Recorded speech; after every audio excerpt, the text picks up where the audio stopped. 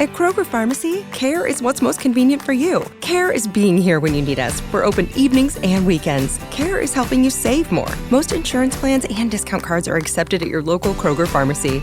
Care is saving you time by managing your prescriptions online. You can request refills, check order status, and more. Care is convenience that works for everyone. Kroger Health, a world of care is in store. Services and availability vary by location. Age and other restrictions may apply. For coverage, consult your health insurance company. Visit the pharmacy or our site for details. Stay warm and save every day.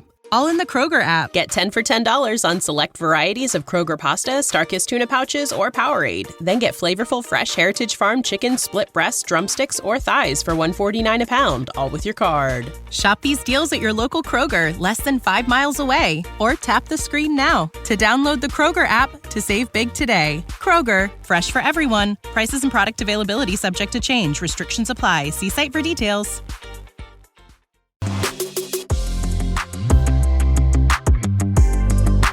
Welcome to the Health Courage Collective podcast, the show for women who are too busy to slog through hours of generalized, inapplicable, and often contradictory health information, but too smart to ignore that a few minutes of focused attention now can prevent years of suffering in the future.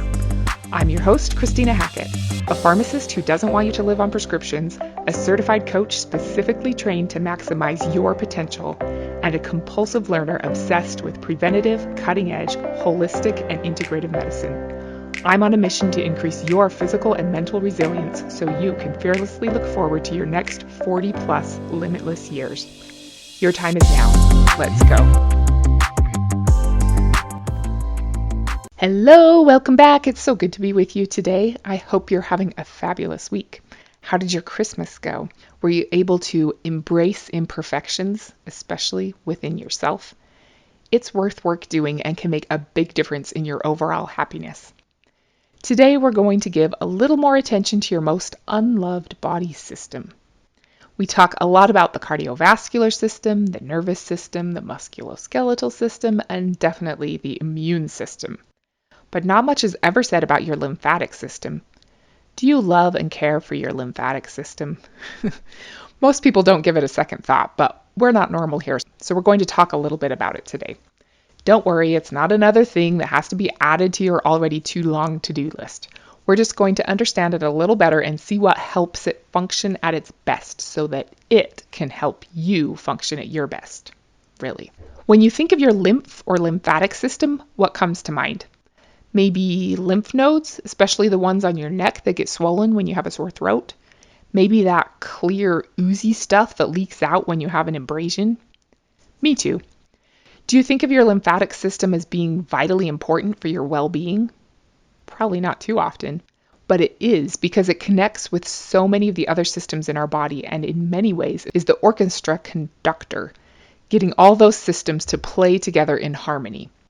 Lymph, that clear or amber fluid named after the Latin word lympha, which means water, is the fluid that flows through the lymphatic system. Its composition continually changes, but it's very similar in makeup to blood plasma or interstitial fluid, which is the fluid found in the spaces between cells. Hippocrates was one of the first people to mention the lymphatic system in the 5th century BC. I've mentioned before that I love all Swedes, and I was named after Queen Christina of Sweden, so I thought I'd mention that a Swede named Olaus Rudebeck discovered more about the lymphatic system in 1652 and presented his findings in the court of Queen Christina. Ganska bra. The lymphatic system is a network of tissues, vessels, and organs that work together to move lymph around your body and return proteins, fats, and excess fluids back to the bloodstream. You have about 20 liters of blood circulating around your body per day, and 17 liters of that blood is reabsorbed directly into blood vessels.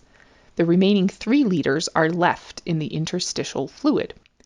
One of the main functions of the lymphatic system is to provide a return route for those 3 liters. Can you imagine if we had to walk around with 3 liters, about 6.5 pounds of fluid in our ankles, legs, hands, and arms? About 4 to 5 liters of lymph flow through your body every day. About 125 milliliters of lymph move around your body in an hour. That's about half a cup. Kind of interesting to think of getting that half a cup to move around unimpeded every hour. Unlike the circulatory system, the lymphatic system is not a closed system. It's kind of open-ended, which is a bit weird to think about. Lymphatic vessels are thin-walled vessels that carry lymph around the body. Lymphatic capillaries, the small little guys, mostly absorb excess interstitial fluid from the tissues so you don't get swelling, and the lymphatic vessels propel the fluid toward the larger collecting ducts, where it is eventually returned to the bloodstream via the subclavian vein. The lymphatic vessels have a little bit of smooth muscle that creates a bit of peristalsis, but a lot of lymph movement requires the movement of our body and contraction of our skeletal muscles to get things going, because the vessels don't have much power to propel, and there's no centralized pump like a heart to push things around. The primary organs of the lymphatic system are the bone marrow and the thymus. They make your lymphocytes. Most people know that the bone marrow makes white blood cells, but I think the thymus is a little underappreciated. Your thymus is an awesome gland behind your sternum, but in front of your lungs. A lymphocyte is a kind of white blood cell important to your immune defenses. Lymphocytes include natural killer cells, T cells, and B cells. Those three kinds of cells are all named lymphocytes because they are the main type of cell in lymph. Lymphocytes make up 18 to 42% of all circulating white blood cells, which are also called leukocytes. I know it can be a little confusing to remember the difference between lymphocytes and leukocytes, and maybe it doesn't ultimately matter to you, which is fine. All lymphocytes are leukocytes, but not all leukocytes are lymphocytes. Lymphocyte precursors are made in the bone marrow, but only the B cells mature there. T cell precursors migrate from the bone marrow to the thymus and mature there. Hence the name B cells for bone marrow matured and T cells for thymus matured. I actually never knew that before, so I'm kind of thankful for the opportunity to get that straight, even if it's a little superfluous. Natural killer cells mature in the bone marrow, tonsils, and spleen. The main thing to know is that you want your white blood cells on point. They need to be healthy, mature, and alert. They're your defenders, and they need to be ready to be able to close the portcullis and dump boiling oil on dangerous invaders at the first sign of attack, before it turns into an all-out siege. While the bone marrow and thymus are the primary lymph organs, the secondary lymph organs are the lymph nodes, spleen, Peyer's patches, tonsils, adenoids, and mucosal tissues. If you're like me, you might not remember what a Peyer's patch is. If you care, they're similar to lymph nodes, but they exist in the mucous membranes that line your small intestine. Kind of cool, and just more evidence for how smart and important your gut really is. The lymphatic system, our most unloved system, in addition to managing fluid level in your body, which is important, is critical to your immune defense. After blood from the circulatory system is carried by capillaries out to nourish all your cells, the interstitial fluid collects waste products, bacteria, fungi, viruses, cancer cells, and damaged cells.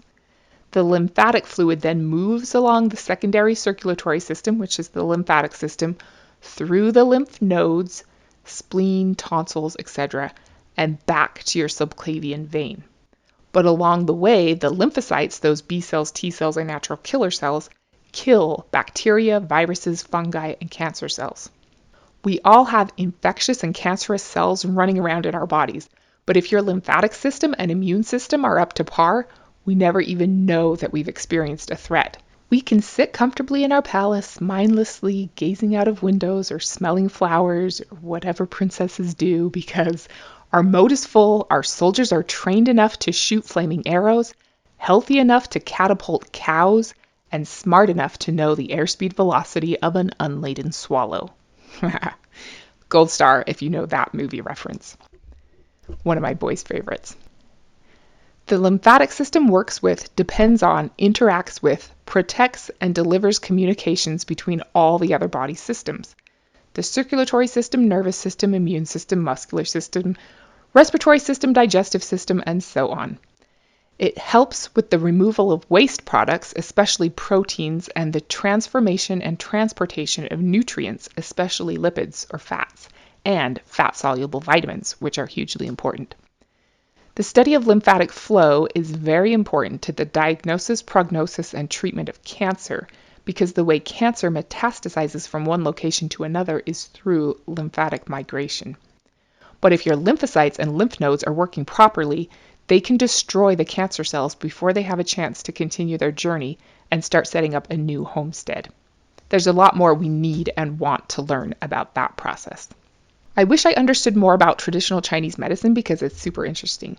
I don't know much, but I do know that it works in a lot of cases, and that Chinese medicine describes a body system called the Sanjiao, or the triple burner system, which is similar to what the lymphatic system does. The lymphatic system is also closely related to the traditional Chinese meridian charts, which diagram the flow of qi and where acupuncture needles should be placed. There was a study in 2003 using injected dyes and medical imaging to confirm the presence of the traditional Chinese meridian system in adipose tissue, thoracic ducts, brain ventricles, blood vessels, lymph vessels, and even cancerous tumors. Super interesting stuff. We want our lymphatic system to flow unimpeded, so all the dead and dangerous cells and other waste products can be efficiently removed the way they're supposed to be. When lymph can't flow freely, those waste products start to build up and our overall health starts to decrease.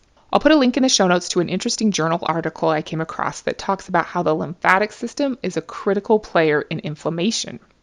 Remember that inflammation is one of the promoters of disease, disability, and aging. Anything we can do to decrease our inflammation improves our health and longevity. Lymphatic vessels are the main transport route for inflammatory mediators, so they play a vital role in the initiation and resolution of inflammation. This is a big deal. Being able to reduce inflammation by support or manipulation of the lymphatic system is a new and potentially super useful tool. The article talks specifically about improving skin inflammation, inflammatory bowel disease, and rheumatoid arthritis. So, we feel better when our lymphatic system is working properly. It's all interconnected with the other systems, so improving it has far-reaching effects, and lots of different things can cause it to underperform. We want our lymphatic fluid to be, well, fluid and not viscous, and we want it to flow constantly and easily around our body. What are some things that can improve the health of our lymphatic system? It's no surprise that getting plenty of clean water is essential. Being well hydrated is a no-brainer and crucial for your lymph to be thin and able to flow easily. Do you remember what drives lymphatic movement, since it's a system without a pump? Moving your body is critically important. Contracting your muscles pulses the lymph forward. Strength training really contracts your muscles to get lymph flowing. And cardio does a little of that, plus sweating requires some assistance from your lymphatic system. It's one of the many things that doing a sauna can also help with. A classic lymphatic assistance move is trampolining. It can be really good for giving your lymphatic system a boost and kind of fun. Similarly, doing whole body vibration can be really good for helping your lymphatic system do its job of draining out waste products. I've had a whole body vibration plate for a few years now, and I like it a lot. It's kind of a shortcut for getting a lot of benefits really quickly. I definitely feel more energized when I get off it, and I think that part of that has to do with getting a lymphatic refresh. Of course, another great exercise for lymph flow is walking. Walking is great for your lymphatic system and your general well-being. Another one is yoga. A lot of the yoga poses cause kind of an internal massage that gets the lymphatic system going. Something else that helps move lymph is deep breathing. Diaphragmatic breathing exercises can help move your lymph around.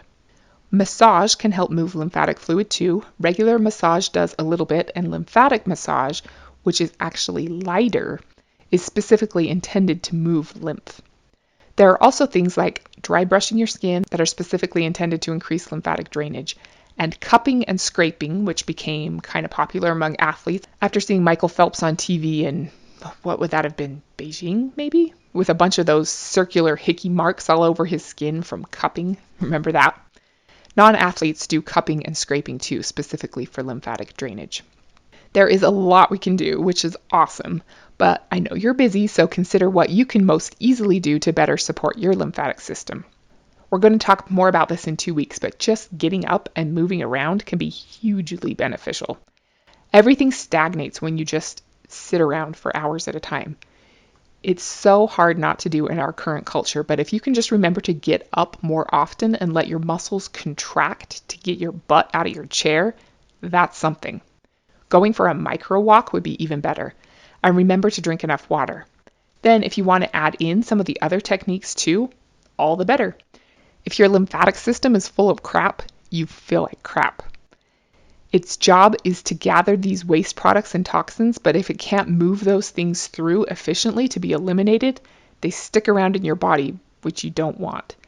Fatigue has been connected to an increased toxic burden, and getting your lymph flowing can help reduce that burden. Thank you so much for being here today and giving a little loving attention to your undervalued lymphatic system. A few tiny moments of pro-lymph movements.